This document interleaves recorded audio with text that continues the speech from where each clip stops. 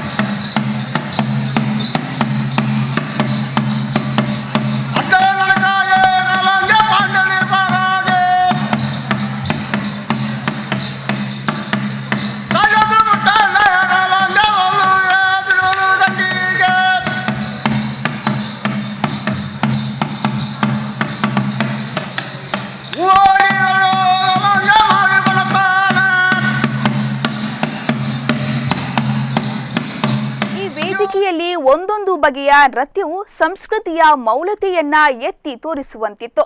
ಡೋಲು ಚಂಡೆಯ ನಿನಾದ ಇಡೀ ವೇದಿಕೆಯಲ್ಲಿ ಕೇಳಿ ಬಂದಿತ್ತು. ಅದರಲ್ಲೂ ಕಂಗಿಲು ನೃತ್ಯ ಜಾನಪದ ಸಂಭ್ರಮಕ್ಕೆ ಇನ್ನಷ್ಟು ಮೆರುಗನ್ನ ನೀಡಿತ್ತು.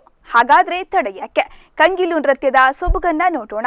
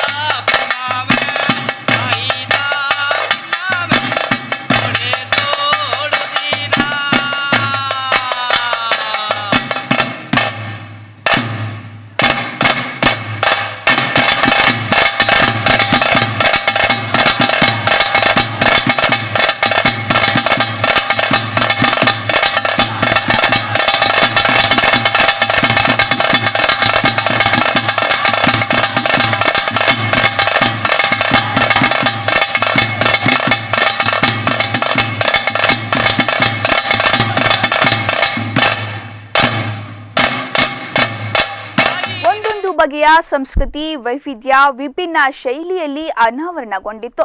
ಅದರಲ್ಲೂ ವೇದಿಕೆಯಲ್ಲಿ ಚಂಡೆ ವಾದನಗಳ ಅಬ್ಬರವಂತೂ ಬಲು ಜೋರಾಗಿಯೇ ಇತ್ತು. ಜಾನಪದ ನೃತ್ಯ ನಡೆಯುವುದರ ಜೊತೆಗೆ ಚಂಡೆ ವಾದನ ಝೇಂಕಾರ ಈ ವೇದಿಕೆಯಲ್ಲಿ ವಿಶೇಷವಾಗಿತ್ತು.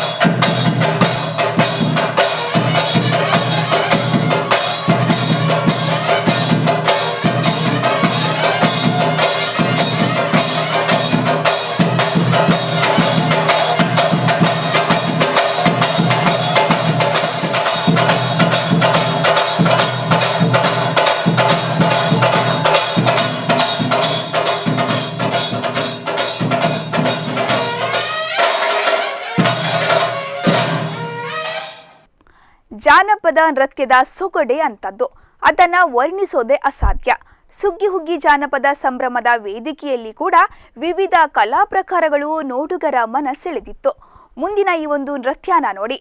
ಹಬ್ಬ ಉತ್ಸವದ ದಿನಗಳಲ್ಲಿ ದೇವತೆಯು ಪೂಜೆಯ ರೂಪದಲ್ಲಿ ಹೊರಬರುವ ಈ ವಿಶೇಷ ನೃತ್ಯ ವೇದಿಕೆಯಲ್ಲಿ ವಿಶಿಷ್ಟವಾಗಿ ಅನಾವರಣಗೊಂಡಿತ್ತು.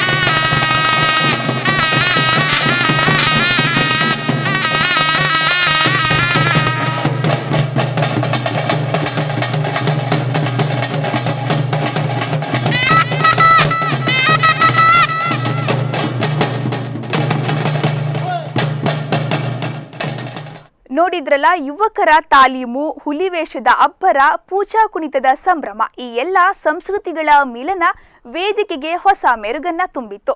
ಇದೇ ಹೊತ್ತಿನ ವಿಶೇಷ. ನಿರಂತರ ಸುದ್ದಿ ಮತ್ತು ಮನರಂಜನೆಗಾಗಿ ನೋಡ್ತಾ ಇರಿ ನಿಮ್ಮ ನೆಚ್ಚಿನ ಸ್ಪಂದನ ಟಿವಿ. ನಮಸ್ಕಾರ.